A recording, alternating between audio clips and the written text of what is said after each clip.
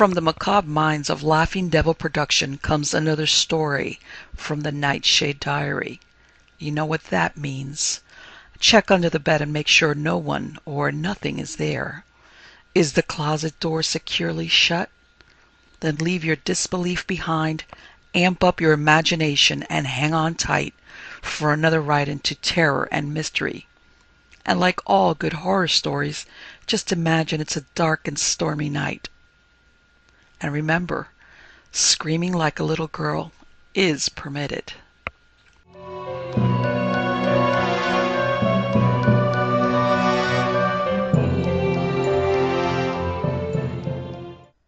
The Third Nation by Lee Hoffman. If she were the two-legged kind, he'd catch her quick enough. Grinning, Hull poked Dayton with an elbow. If she were that kind, I'd be there first, Dayton said. Hull had a wad of tobacco in one cheek. He spat and called, "Go get her, Lacey. Grab her by the trotter."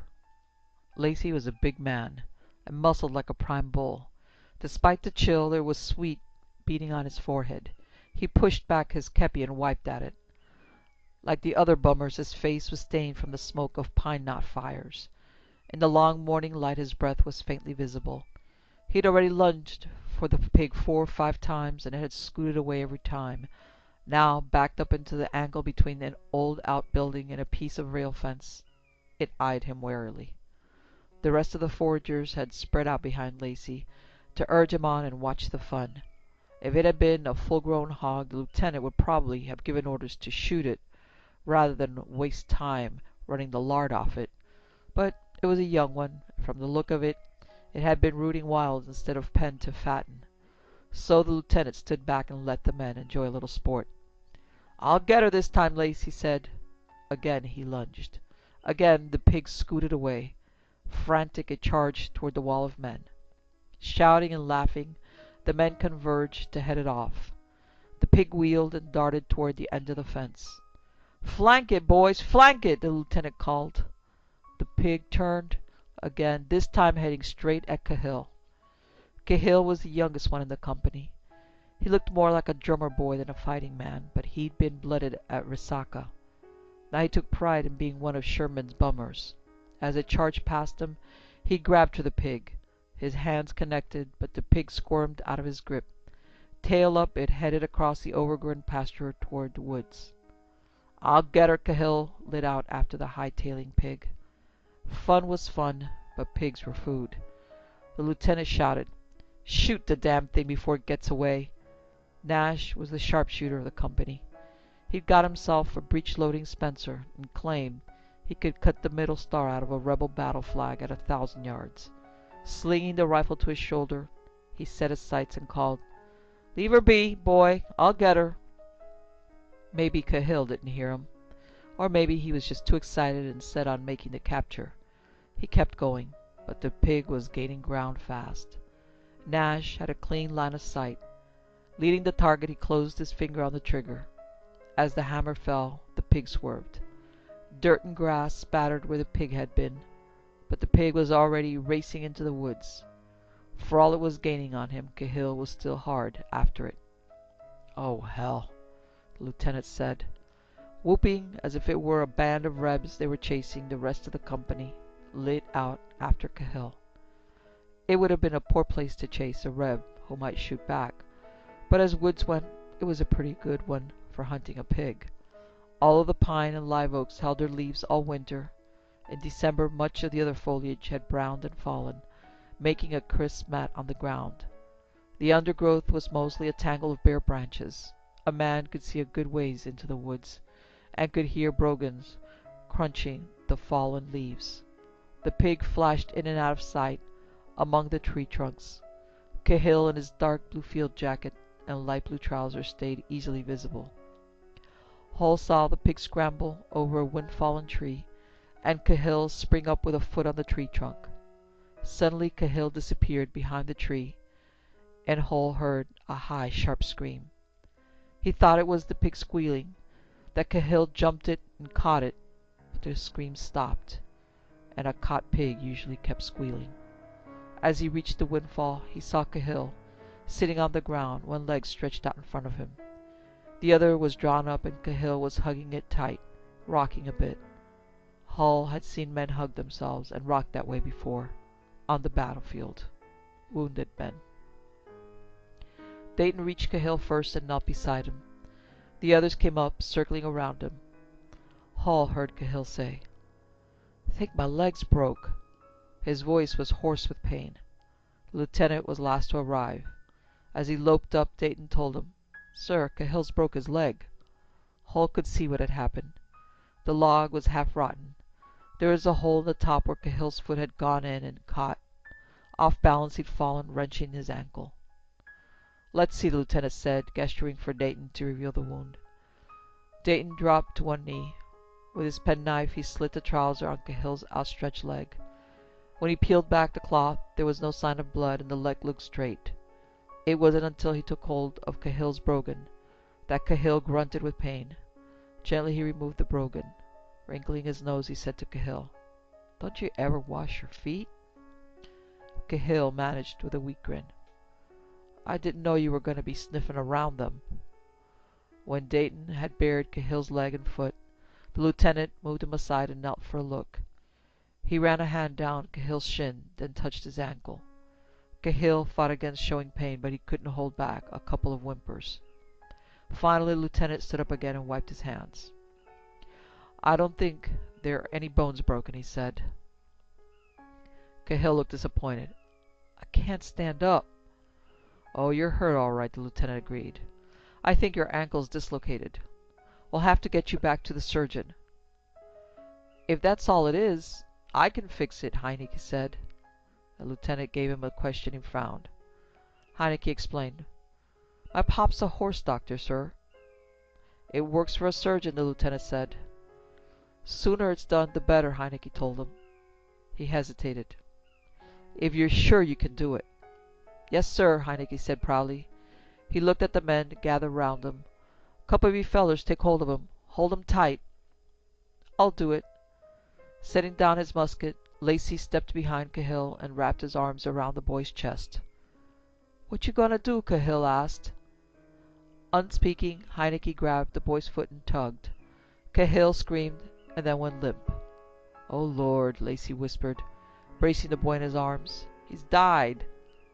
"Passed out," Heineke said. "Best thing for him." He worked at the ankle a few moments longer, then sat back on his haunches and wiped his forehead. "I expect that'll fix it, but he ain't gonna be able to walk on it for a while." There was sweat on the lieutenant's face, too. He drew a kerchief from a pocket and wiped at it. "Lacey, can you carry him?" "Yes, sir." "All right. You take him back to that farmhouse." "What about the pig, sir?" Dayton asked. The lieutenant gave a little laugh. "That pig will be halfway to Savannah by now." Dayton muttered, "I had my mouth all set for fresh pork." "Don't worry, we'll find another one." The lieutenant turned back to Lacey. "Stay with him. Soon as we forage up a horse or mule, I'll send it back for you to carry him on to camp." "Shouldn't somebody else go along with him, sir? In case those Reb deserters are around here somewhere," Hall suggested. It had been several days since the planter told them about being robbed by Rebs running ahead of Sherman's march, and several days before that when it had happened. The odds were against them still being in the area, but Hull had a notion to go back and explore the empty farmhouse. When the Secesh ran off in a hurry, sometimes they left valuables behind. The lieutenant nodded. "Go ahead. Keep a sharp eye out. I'll get somebody back to you as soon as I can." Cahill was coming out of his faint. He choked back the groan as Lacey got him up over his shoulder like a blanket roll. Hull picked up Lacey's musket, and they headed for the farmhouse. The farm was an old one. When he got a good look at it, Hull's hopes of loot sank. This place looked like it had been abandoned long before Sherman's army left Atlanta in flames. The house was built of rough-hewn planks that had weathered to a dreary gray. Rotting planks dangled from the walls. Patches of shakes and had scabbed off from the roof as if it had an ugly disease. Both of the big brick chimneys flanking the house had lost their capping. Just a few sections of the rail fence still stood, and the smokehouse door gaped askew. The only signs of life the foragers had seen when they first arrived were a blue jay perched on the porch roof and the pig that had been rooting around the empty corn crib. The blue jay had left when Lacey made his first lunge at the pig. The jay was back when the returning men reached the house. It flew off again as Lacey set Cahill down on the edge of the porch. Cahill was keeping a diary. Once he was settled comfortably, he pulled it out and began scribbling. Lacey stretched out on his back with his hands under his head. Hole stood a while, wondering whether he should suggest Lacey come with him. Together they could look out for each other, but if he did find anything small enough to pocket, he didn't fancy sharing it. Finally he gave the door a shove. It swung open. "Uncle Billy's orders are to stay out of dwellings," Lacey called to him. He looked back, cocking a brow at Lacey. Despite the orders, they'd gone foraging inside more than one Sekish house on this march. "It ain't hardly a dwellin' if there's nobody dwelling in it, is it?" Lacey's grin said he'd been joking. He added, "Remember, it's fair shares all around." "I doubt there's anything in here but rat nests," Hall answered, hoping he was wrong. If it turned out he was, he had no intention of telling Lacey. Musket in hand, he stepped cautiously inside. The room he entered was as damply chill as a spring house. It was an odd kind of cold that smelled of musty decay, a graveyard cold. He tensed at a sound, a faint rustling, like the dry leaves in the woods. Rats in the walls, he told himself, that was all. Ghosts of the dead that lurked in old houses were just tales for scaring children. If he'd ever believed in such thing, he'd lost his faith on the battlefield. When a man died, what was left was cold meat, nothing more. He'd seen that for himself. If there was a spirit in a man, like the preachers claimed, it didn't linger once the body was dead. Of that he was certain. Even so, he shivered at the feel of the place more than the chill. The house looked deserted, but somehow it just didn't feel empty. The corners of the room were filled with shadows and cobwebs. There were old ashes in the earth, and some shrouded bits of snakeskin rubbed off against the rough bricks. A few pieces of furniture not worth hauling off huddled in the shadows. To his right was a half-open door. He peeked in, a battered old table and a couple of chairs, both missing splats.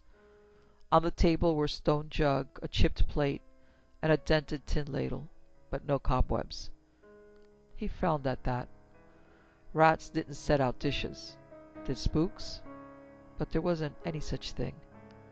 Warily he peered around the room. There were plenty of cobwebs in the corners, and a pine cupboard hulked against one wall. Nothing else. He looked under the table. Nothing there. The cupboard was flush to the floor. No room under it for anything to hide. No rebs in here waiting to jump 'em. He touched a finger to the tabletop. No dust. No dust on the jug or plate either.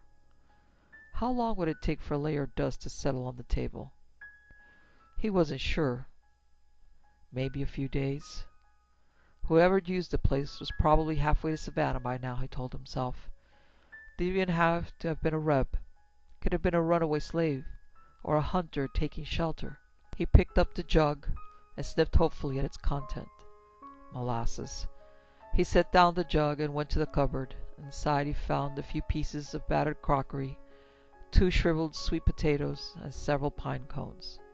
The pine cones puzzled him. He thought about it for a moment, then grinned. Didn't need to have been a reb, or hunter, or slave. Could have been children playing house. That would explain the pine cones. Even so, he edged open the back door slowly and stood back as he thrust out the barrel of his musket. Nobody took a shot at it. He chanced poking his head out. Nobody shot at it either. Relieved, he looked around. There was a small building with a large chimney about 20 feet behind the house. That'd be the kitchen, he supposed. It seemed the Sekesh had a custom of putting their kitchens ways from their houses. Someone had told him it was to keep down the damage when the kitchen caught fire. Holding the musket ready, he crossed the yard. He used the muzzle to push open the kitchen door. A smell of rot hit him in the face. Rats scurried wildly for cover as light spilled through the doorway.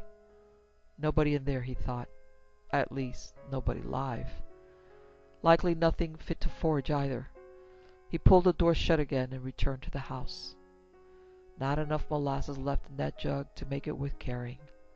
Those sweet potatoes were too old and dry. He started back through the parlor. Abruptly he halted.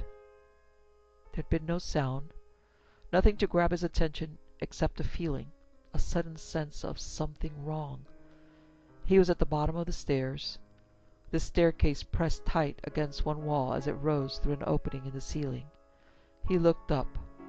There was a window at the head of the stairs. Grimy shards of glass hung in the frame. The sun was high enough now to throw jagged streaks of light through the holes. Dust danced in the beams, but no cobwebs ensnared them. Who'd ever been in the house had gone upstairs. Might still be up there, he thought. He scanned the parlor, assuring himself it was still empty, and checked to be sure his musket was still capped. Climbing the stairs, he set each foot carefully as the wall side of the tread to keep it from squeaking. Before his head reached the level of the floor above, he pulled off his kepi and balanced it on the musket barrel, and thrust it up through the passageway. Nothing happened. Cautiously he took another step, looked out onto the second-floor landing. No Rebs crouched in the shadows, not even a small spook waving its winding sheet at him. He grinned sourly at himself for even thinking of ghosts. There was a door to either side of the landing. Both were closed. Neither was sealed with cobwebs. He climbed onto the landing and decided to try the right-hand door first. He turned the knob slowly, then used the gun muzzle to nudge the door open. As it moved, the room breathed out the odors of decay, and he could hear sounds of scurrying. It had been a bedroom. The bed frame was gone, but an old tick lay crumpled on the floor, leaking mildewed straw through a dozen or more holes. He glimpsed the stringy gray tail disappearing into one. A litter of dropping confirmed that he'd found a rat's nest all right. A massive clothes cupboard stood against the wall, its doors hanging open. The long dry bones of a dead rat nestled in one corner. The skull was facing toward him, its empty socket seeming to stare in surprise at his sudden appearance. He backstepped and closed the door. Behind him something squeaked. He wheeled. The door he faced was like the one he'd just turned away from. He stood for a moment, staring at it, listening. He could hear nothing. The noise had been another rat, he told himself. The place was full of rats. He turned the knob, then pushed the door gently with a gun muzzle. Rusty hinges moaned as it swung open. An old clothes cupboard stood against one wall, and a feather bed lay on the floor, but these furnishings did not look abandoned. The cupboard was shut, and the feather bed spread out. A quilt was spread over the feather bed, and someone was under it. The musty stink of the room was tinged with another odor, an ugly, sickly odor he'd smelled often enough before. "You there!" he snapped at the quilt-covered figure on the feather bed, but he didn't really expect an answer, not with that smell in the air. He took a step toward the body under the quilt, meaning to prod it with his musket and assure himself it was dead. He stopped short at sight of the face. He'd recognized the outhouse stink of death. Death that had been working for days, and he'd been prepared for the sight of it. Since he'd got into this war, he'd seen dead men aplenty. The sight no longer bothered him. Sometimes they died in horrible ways, sometimes with faces half shot off or rotted off by the time he saw them. But on the field, it was always men. This was a woman, a young woman with sorrel hair, undone and combed into a halo radiating from the splotched pallor of her face. Parchment skin molded into a taut image of the bone beneath, as if the flesh between had melted and flowed away. The mouth was open, lips drawn back, and a silent, mocking leer. She hadn't died there all alone, that was damn sure. Someone had been there to close her eyes. On the lid of each was a $3 federal gold piece. He squatted to take them. As his fingers closed on one, he heard a squeak behind him. A voice struck him like a Manet ball, jerking him to his feet, spinning him around. He saw the cupboard door now open and a face staring at him from inside. "You leave my mama alone!" she screeched. He scowled in amazement as a child lunged out of the cupboard. She was a scrawny, dirty-faced towelhead. Her filthy, rumpled dress was flounced with tattered lace, and there were holes in stockings that looked like silk. "You put that back!" She indicated the coin between his fingers. Shaken, he said, "She's your ma?" The girl nodded and repeated, "Put that back." He looked at the coin, then at the corpse. "Your ma's dead." "I know that. She's gone to heaven to be with Papa, same as Grandma went to be with Grandpa," the girl said. "You give her back that there penny." "She don't need it now." "Does too." "What for? You said she's gone to heaven." She nodded. "Well, the streets are paved with gold up there, ain't they? She won't miss no couple of," he grinned slightly as he used her description, "pennies. Dead people gotta have pennies. They always do." "No, they don't." He bent to scoop up the other coin, and saw the dull gleam of gold at the dead woman's throat. Nudging back the quilt, he found a lavalier of gold set with a stone as big as his thumbnail and as red as flesh blood. His fingers clamped around it, snatching, breaking the fragile chain it hung from. "That's my mama's do-pretty," the girl protested. He held up the lavalier, letting it dangle from his fingertips. The red jewel was set into gold filigree. There was enough sunlight to set sparks flashing within the jewel. This was something worth foraging for, he thought. Hell, it was likely worth more than a foot soldier's pay for the whole war. Maybe enough to buy a partnership in a nice little saloon. "What's the dead need with such things?" he said as much to himself as to the child. "I don't know," she admitted. "But Grandma got buried with all hers." He looked from the jewels to the girl. "All hers?" "She had a lot of rubies." She pointed to the stone. "That's what I'm named after, Ruby. Grandma had a whole big string of 'em. Mama said she wore them when she got buried." Hall stared at the child. Was she telling the truth? A whole string of rubies would be worth a fortune. Set a man up for life. He said, "Ain't so." "Yes, it is." "Where would your grandma get something like that?" "Mama said she brought them with her when she came over from France. Mama said Grandma had to run away from the bad men who stole her plantation in France, and she brought all her do-pretties here with her so the bad men wouldn't get them, too. Grandma loved her do-pretties so much Papa put them on her when they buried her. That's what Mama said. She said she wished he hadn't done that." Hull grinned, thinking it was a damn fool thing to do, a waste for such things to lie in a grave when the living could be making good use of them. He said, "Ruby, do you know where they buried your grandma? You give Mama back her pennies. Here," he handed her the coins. "And her do-pretty. You tell me about your grandma first. Where did they bury her?" "In the churchyard," she said as she returned the coins to the eyelids of the corpse. "What churchyard? Where?" She scowled at him as if there was a foolish question. "Next to the church." "Is it close by here? Can you show me?" Her expression told him she thought that was another foolish question. "It's back home." "This ain't your home?" "Course not. We wouldn't live in no place like this.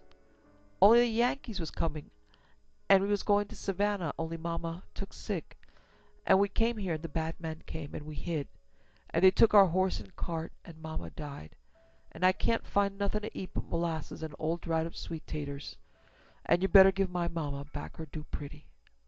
As the words spilled out of her, tears trickled down her cheeks, drawing pale tracks through the dirt. Blinking, she gazed at him with a deep sadness. "You're a bad man, too, ain't you?"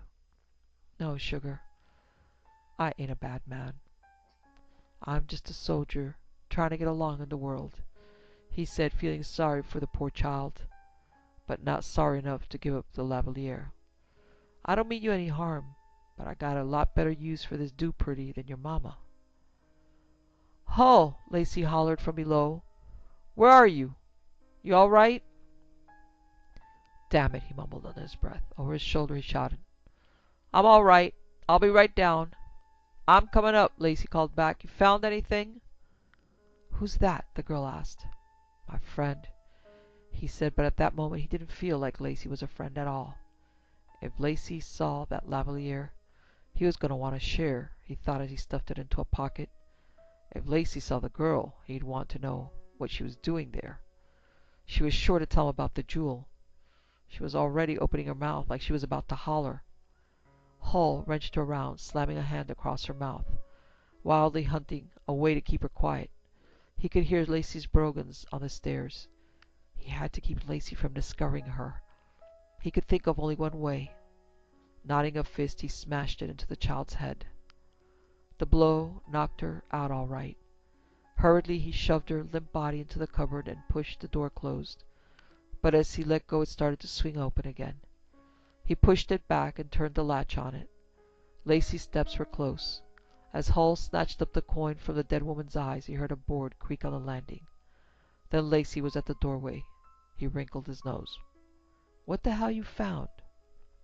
A dead woman, Hull said tautly, the coins clenched in the fist at his side. He shoved the fist into his pocket.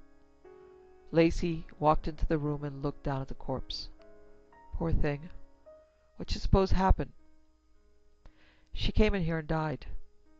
But how come? How the hell should I know? Lacey shrugged. Darting a look at the cupboard, Hull thought he'd better get Lacey away before the little girl woke up and began raising a racket. He said, Least we could do is bury her decent like proper Christians. What about her people? If she had people around here, don't you think they'd have taken care of that? Not left her lie here like this? I guess so. We can roll her up in the feather bed. You take the bottom, I'll get the top. Hull started folding the side of the bed over the body. A bit hesitantly, Lacey began to help. As he lifted his end, he said, I don't much like dead people. Nobody does, Hull said. That's why they bury 'em. Huh? Come on, it stinks in here. They carried the bundle down the stairs and through the parlor. Cahill was watching the door. As they walked out into the porch, he asked what had happened. Found a dead body. Gonna bury it, Hull grunted. If the girl began to holler when she woke up, would her voice carry this far? He asked Cahill. Can you walk yet? I can't even wiggle my foot. Come on, he said to Lacey, and he headed for the steps. Set her down a minute. I got to get another grip. It's a woman? Cahill asked as they put the bundle down. It was once, Hull snapped. Impatient to be on her way from the house, he turned to Lacey. I'll carry her. You bring Cahill. What? Why? We want to give her a proper, decent Christian burying, don't we? It wouldn't be respectful if Cahill didn't come, would it? I don't think, Cahill began. Hull cut him short. It's the least we can do as good Christians, ain't it? I guess so, Lacey allowed. Cahill shrugged. Hull started trying to gather the bundle up in his arms. It wasn't heavy, but the feather bed was bulky, awkward.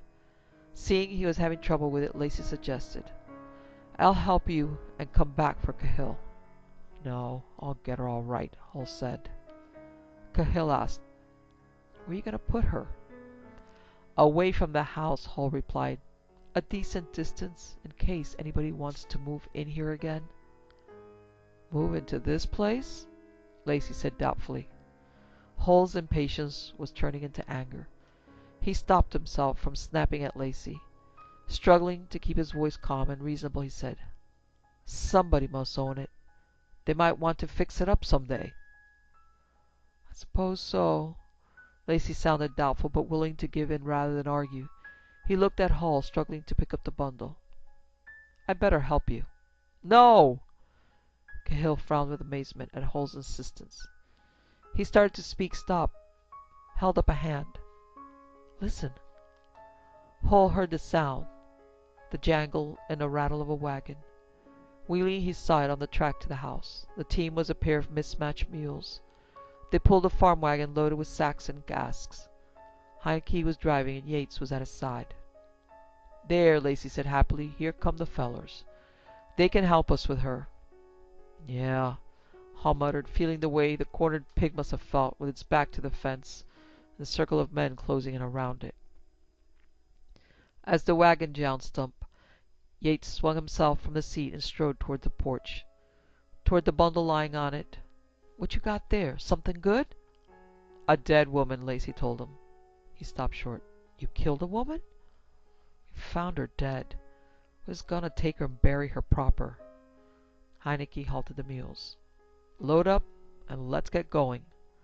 "They got a dead woman here," Yates told him before Lacey could.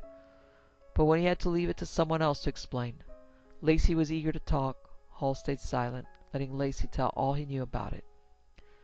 Heineke and Yates agreed that the woman should be given a Christian burial, but Heineke thought they ought to take the corpse on to the camp and let an officer make the final decision. Yates wanted to go on the way Hall had proposed, and make a grave for her in the woods. Lacey sided with Heineke. Cahill wasn't so sure, not that he disagreed about the burial, but he didn't like the idea of riding back to camp in the wagon with a corpse. Despite its wrappings, its odor was very evident. "Stinking or not," Heineke said, "we got to take her with us. Might be there's something on her will tell who she is so somebody can get in touch with her kin. You want to search her here, or let a surgeon do it?" Nobody wanted to examine the corpse. They agreed to take it back and let an officer deal with the problem. Hull didn't care as long as they got away from the house before somebody discovered the child in the cupboard. Really ought to let her out before he left, he thought. At least open the latch so she'd be able to get herself out. Patting a pocket, he started for the door. "You fellers load her up. I'll be right back. I've left my tobacco in there somewhere." "Wait a minute," Heineke snapped. "You and Lacey found her. You load her up while me and Yates get Cahill on board." "But my tobacco." "Forget your damn tobacco. I'll give you a chaw of mine. Let's get the hell going before she gets any riper." Hull started to argue, but if they did, they might begin wondering if there was something more than just a lost plug he wanted from in the house.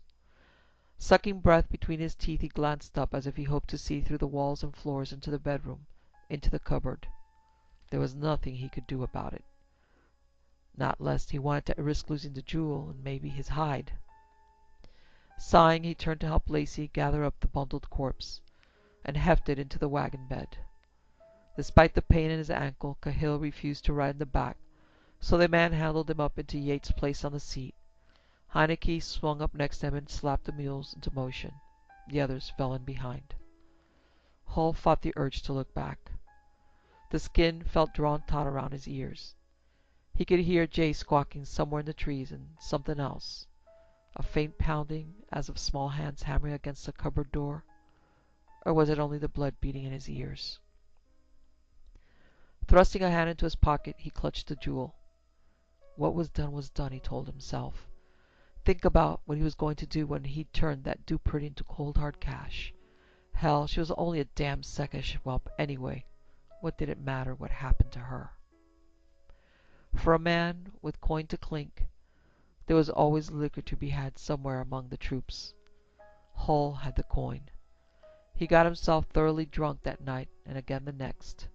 The lieutenant had to know about the liquor, but he was no deacon. As long as his men did their job, he didn't make trouble for him. He didn't make trouble for them. Despite the intensity of his hangovers, Hull managed to do his job. With the aid of the whiskey, he managed to wash the unwanted memories into far dark corners of his mind. From the tide they'd taken Atlanta, there'd been very little fighting, mainly brief skirmishes with militia. They found fresh earthworks near Okeechee Church, but the Rebs had abandoned them instead of making a stand. Savannah, though proved fortified and defended. General Sherman himself had ridden out a railroad cut for a look, and almost got his head knocked off by a rebel cannonball. So the army encamped, eating rice and tearing up railroad track, while Hazy led the 15th Corps down the Okeechee River and captured Fort McAllister. Union ships began bringing supplies up the river to the army, and the engineers got busy providing roads to haul them on. There was a little skirmishing and some artillery fire on both sides, but nothing serious. It began to look like Sherman was planning to settle in for the winter and starve the Rebs out of Savannah. Then, a few days before Christmas, a buggy full of aldermen came driving out of Savannah to surrender the city. Recognizing that a stand would be futile, the Reb troops had stretched pontoon bridges across the river and evacuated up an old plank road on the South Carolina side. So Sherman's forces marched into Savannah with their muskets over their shoulders. Off duty at last, Hull, Dayton, Lacey, and Thorne drifted together to the waterfront. Savannah sat atop a high bluff overlooking the river. Wharves and warehouses lined the street at the foot of the bluff. Where there was shipping and much coming and going, there was always places where a man with hard money could get a decent cup of whiskey, a game of chance, and the kind of company a soldier wanted after long months of campaigning. It didn't take long to find one.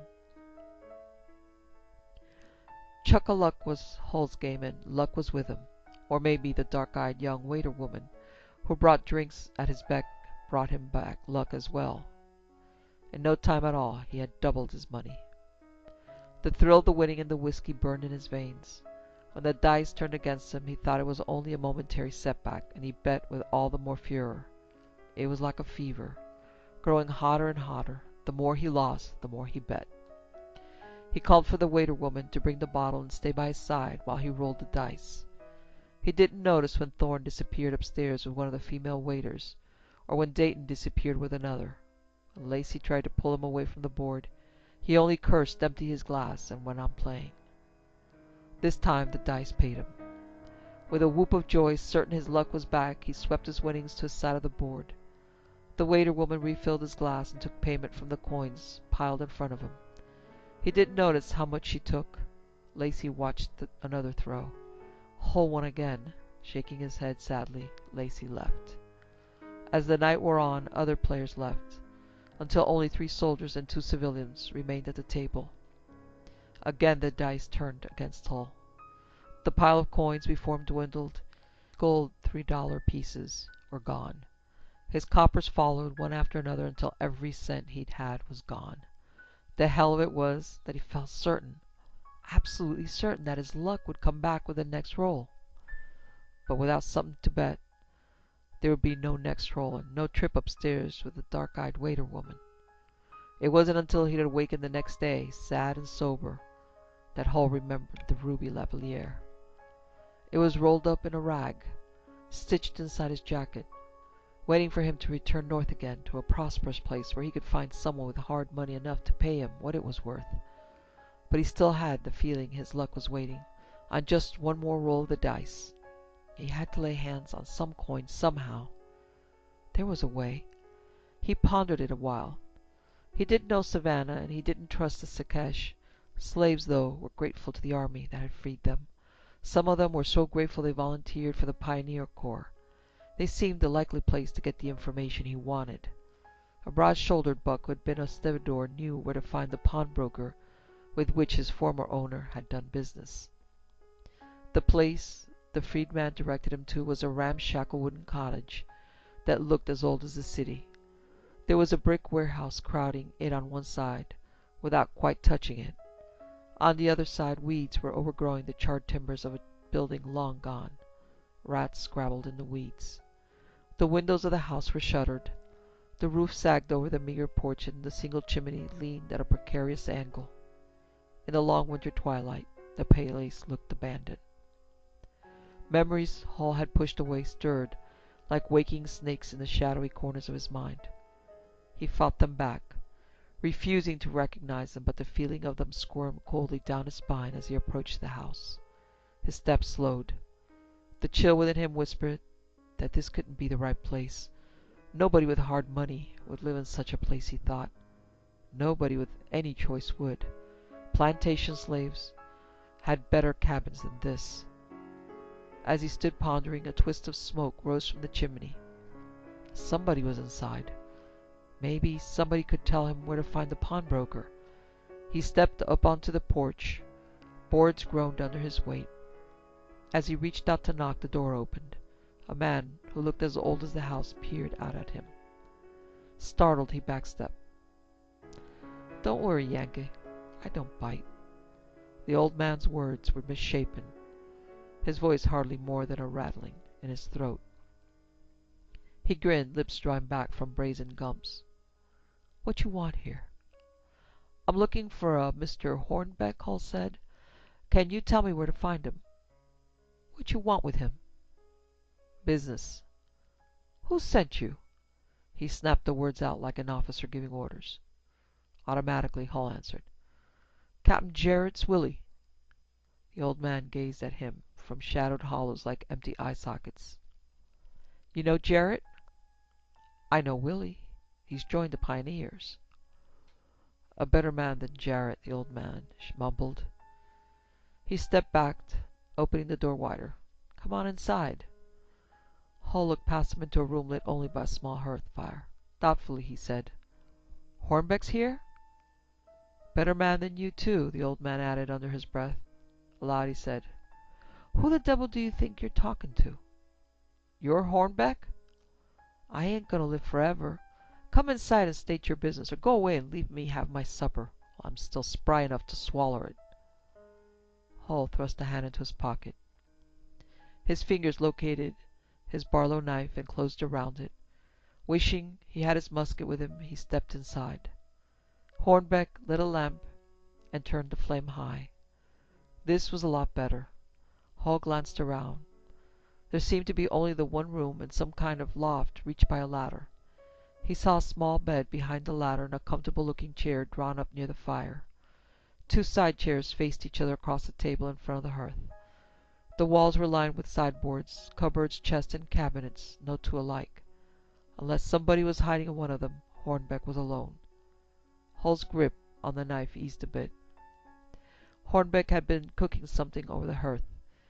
He swung the pot hook out to clear the fire, then opened a sideboard and took out a bottle. He set it and a pair of glasses on the table. Hall watched him pour. The golden brown whiskey shimmered invitingly in the lamplight. With a gesture, Hornbeck told him to help himself.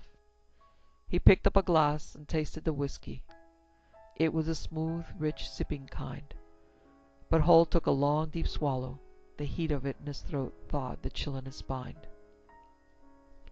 "Sit down," Hornbeck said, seating himself at the table.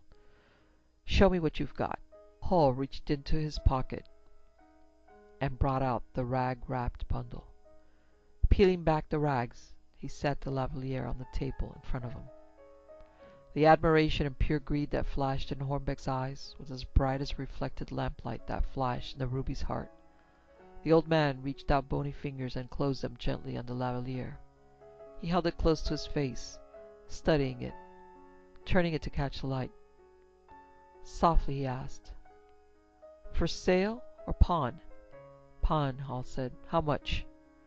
Hornbeck eyed him as intently as he studied the lavalier. Setting it down on the table, he replied, $10. Hall snatched it. "You're crazy." "Gold," Hornbeck added. "Willie told me you were fair," Hall said as he started up from his seat. His fists clenched. He had a mind to show this old man what he thought of the offer. Hornbeck shook his head. "I'm not fair. Huh? You take that to some other pawnbroker. Maybe he'll offer you as much as a third of what it's worth. When you go back for it, maybe he and it will be gone, the devil knows where. You want to pawn it? You can be sure I'll keep it as long as we agree on, and I'll give it back to you for the amount we agree on. The honest, you're planning on coming back for it, ain't you?" "Damn right I am. I'll be back for it tomorrow." "Then take what I offer. The less you take, the less it'll cost you to get it back." Hall had never looked at it that way. It made kind of sense, but $10 just didn't seem like enough, even in gold.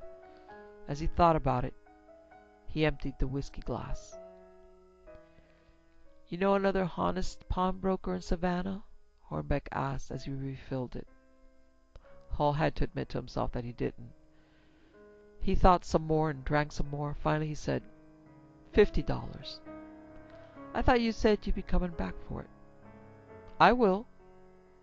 You go spend $50 now.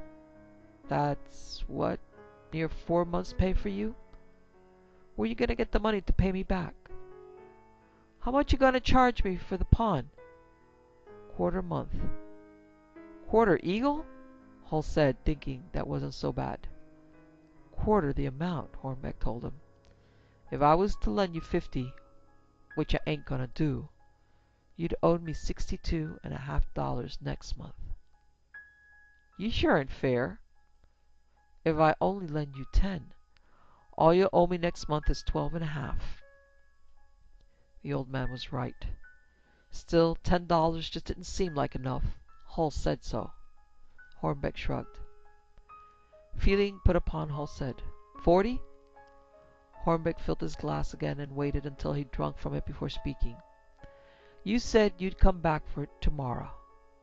Yeah. I'll make a deal with you, soldier.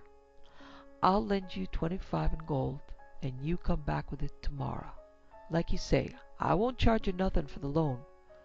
But if you don't come back for it tomorrow, that pretty red dupretty is all mine. That wasn't fair either, Hull thought.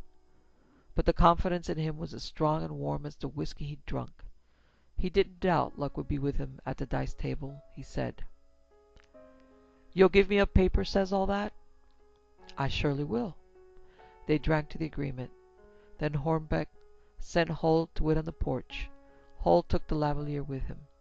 After a few minutes, Hornbeck came to the door and put 6 coin into Hull's outstretched hand.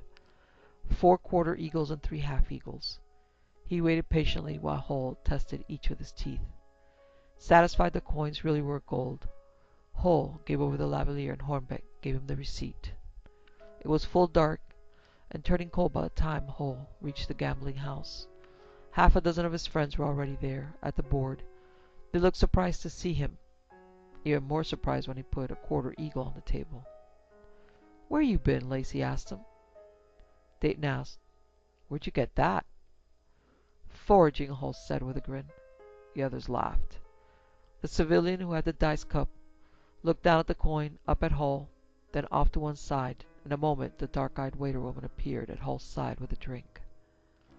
Just as he anticipated, Hull won on the first toss of the dice, and the second, and again. His luck was back, just the way he'd known it would be. He was sure of it. Exuberantly, he downed his drink and called for another. On the 4th roll he lost, but on the 5th he won again. Well, a man couldn't expect to win every time, no matter how good his luck was. The luck stayed with him until the pile of coins in front of him was glittering with gold. With such luck, he ought to buy a partnership in a gambling house instead of a saloon, he thought. The way he was raking in the money, he wouldn't have to settle for a partnership. With all this money and the lavalier, he could have a whole business for himself. When the waiter woman brought another drink, he wrapped his arm around her waist and pulled her close, rubbing his cheek against her hip. Warm and soft and so good-smelling, he felt like running her upstairs right this minute, but the clank of money drew his attention back to the chuck-a-luck board. The woman stayed there until he was ready for another drink. When she walked away, it was like she took his luck with her. The dice turned against him. He called her back, but that didn't help. His heap of coins was shrinking fast. The faster it went, the harder he bet.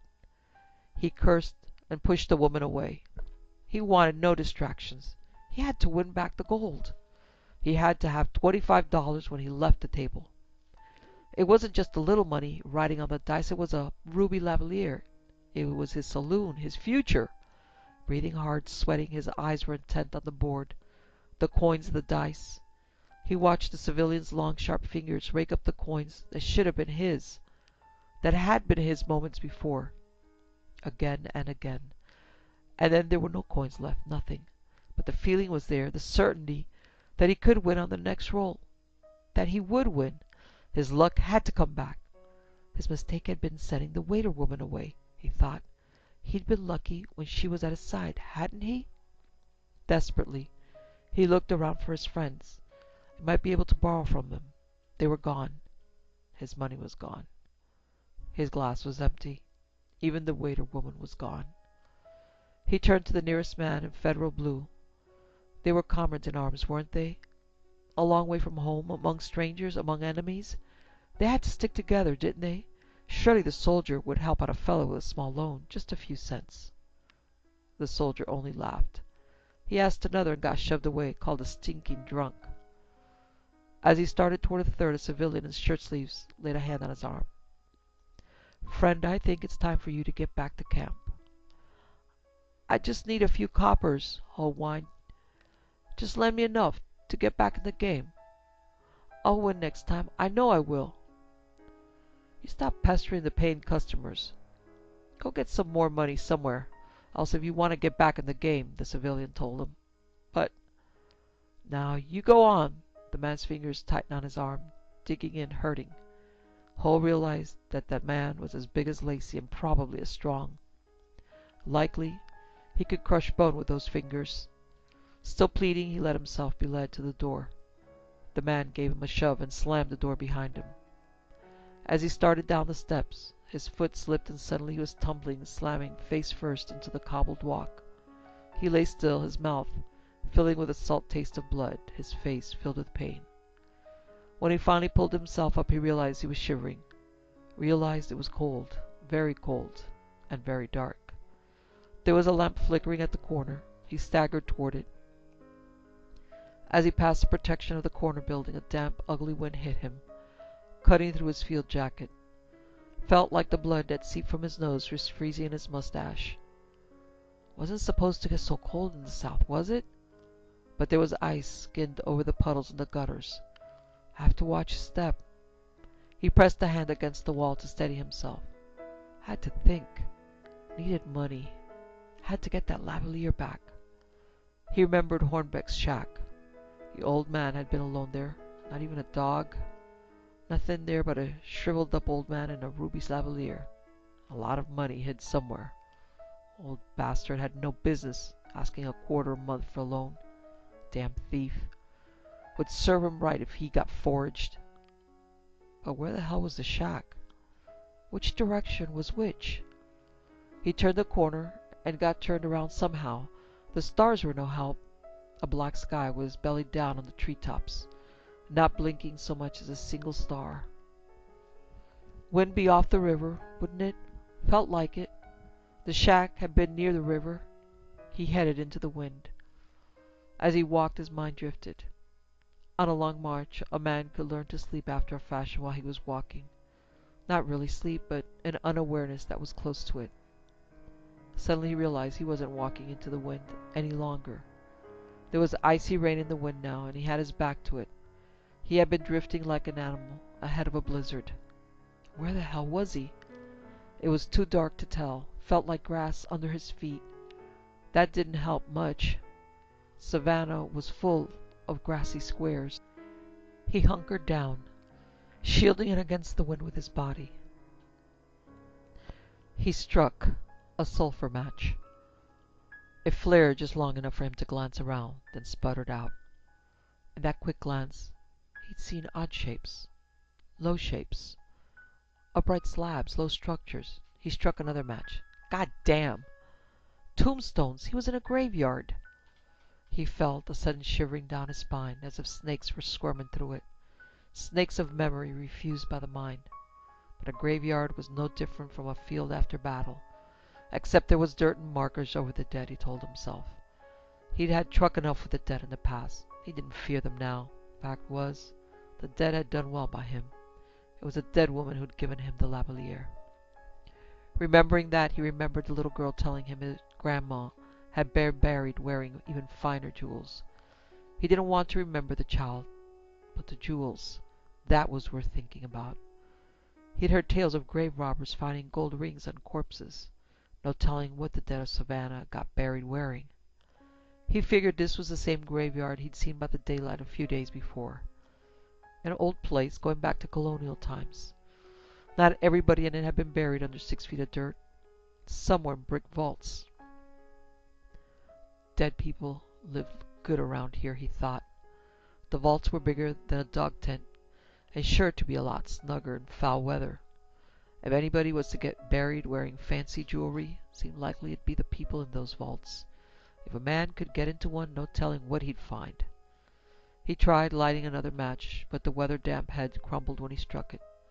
Only 2 matches left in the case. Best not waste them. Moving cautiously in the darkness, he groped for stone. His fingers numbed quickly in the icy wind. The rain had soaked his uniform. His whole body was going numb, but the thought of the ruby kept him going. He found a vault by blundering into it, hitting his thigh against the corner so abruptly that it sent him sprawling. Mumbling under his breath, he got himself up and began examining the structure with his hands. It was a low brick enclosure, with a slab of marble for a top. From the weathered roughness of the marble, it was old. He gripped the top and pulled. Heavy. He pulled again. It still wouldn't move. He got down on one knee and tried pushing up on it. Too damn heavy. He couldn't budge it at all. Sitting back on his heels, he pondered the situation. Had to be some way to get the damn thing open. If he couldn't get the top off, maybe he could get in from the side. He ran his hands over the bricks. The mortar between them crumbled into sand under his fingers. Hunting the Barlow knife from his pocket, he began to pick at the mortar. It didn't take long. The brick he was working at began to wobble. He slammed it with the heel of his fist. It clattered into the vault, taking others with it. A dank scent of mildew gusted from the hole. Eagerly he clawed at the remaining bricks, pulling loose one then another until the hole felt large enough for a man to squeeze through. Suddenly cautious, he paused. Cold rain trickled down his collar. Shivering, he struck another match. Sheltered in the hole, it kept its flame long enough for him to look in. There was no coffin, just a heap of debris. For a miserable moment he thought the vault had been empty. Then, even as the match was flickering out, he recognized a scattering of rotting wood and a few pieces of age-grayed bones in the debris. The icy feeling of snakes squirmed along his spine again. But the image in his mind was a ruby bright as fire, burning away all thought, all fear. Dropping the matchstick, he wiggled through the opening he'd made. Inside, he tried to sit up. His head hit the marble slab. Well, at least he was out of the rain, out of the wind. Propped on an elbow, he groped for the pieces of wood he'd seen. Identifying them by touch, he made a small pile of them, then struck his final match. The rotten wood was dry. It took flame readily, filling the vault with flickering light. At last able to see what he was doing, Hull began scratching through the debris. Something round like a coin, but it was only a pewter button. He threw it on the fire. A piece of metal, evidently a coffin plate, was green with corrosion. The name eaten away. Another button, bits of bone, a shred of rotted fabric, broken pieces of brick, more wood. He added the wood to his fire and continued his hunt. Then there was no more wood and the fire was burning low. His fingers ached. He realized they were bleeding. And he'd found nothing. The flame guttered out. The darkness was not total. That puzzled Hull. Twisting, he turned himself within the narrow vault to face the entrance he'd made. Through it he could see a dim light. The moon had come out, he thought. That'd mean the icy rain was over. Moving closer, he peered through the hole. The light was strange, dim and misty, like a thin fog lying over the graveyard. There was no wind, only a silent stillness as unnatural as the light. Was it the stillness before a storm? He wondered. At least he had shelter inside the vault. Maybe he ought to stay the night there. No. He had to get hold of some money somewhere and get back the ruby. The light was confusing. Nothing looked quite right. He thought he saw movement from the corner of an eye, but when he looked that way, there was only a tombstone. Was it just a trick of the light? He hesitated, gazing out of the vault. Another glimpse motion, another tombstone, then he saw furtive shape that darted from shadow to shadow. He didn't believe in ghosts. Hell no.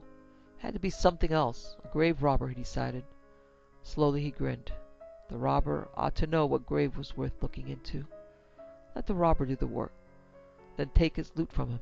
That'd be easier than busting open vaults himself until he found the right one. Wait. There was more than one of them. His grin faded. More than one, more than two.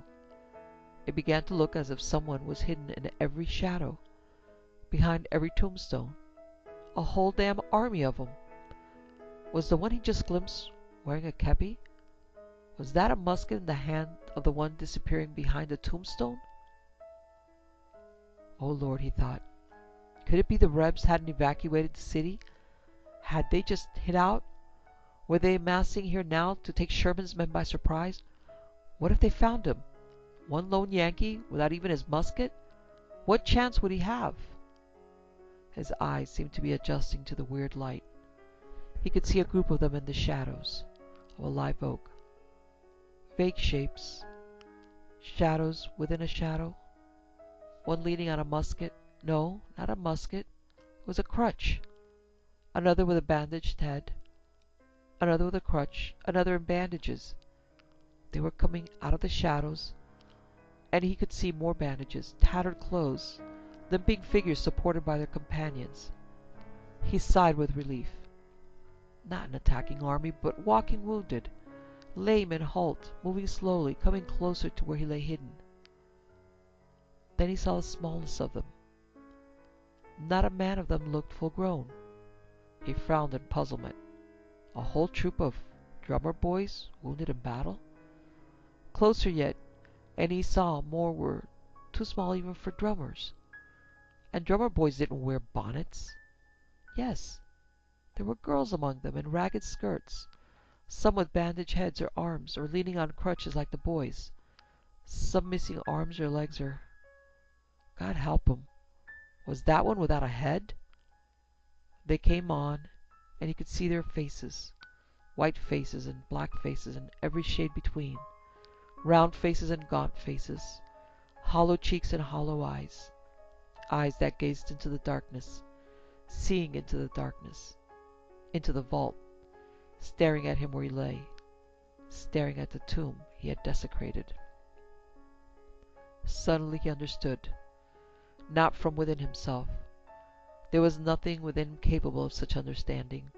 It was as if they were putting it into his mind silently, wordlessly, giving him comprehension. They were the third nation, neither Union nor Confederate, the ones too young to have a say in the choosing of sides in the making of war, the ones brought into life and torn from it by acts not their own, lives unfulfilled, bled away by shot, shell, seared away by untreated fevers, and in burning buildings, shriveled by hunger and disease. The lost children, the murdered children. She stepped forward, a scrawny, dirty-faced towelhead, her filthy, rumpled dress flounced with tattered lace and holes in stockings that looked like silk. He tried to speak, to beg, to tell her he was sorry. He'd really wanted to go back and let her out of the cupboard, but his throat was like ice and his breath a knot in his chest. She took another step toward him. He shrunk back into the vault, on his belly, squirming away from her, until he was against the wall and could go no further. He could no longer see her face, or anything else except the entrance hole he'd made into the vault. He could see only the light beyond the hole, the strange thin light, like a luminous fog lying against the ragged opening. Suddenly darkness bit a chunk from the rough circle of light. Then another, and another. He realized they were replacing the bricks, sealing the hole, and he knew, without even trying, that this time the mortar would not crumble under his knife.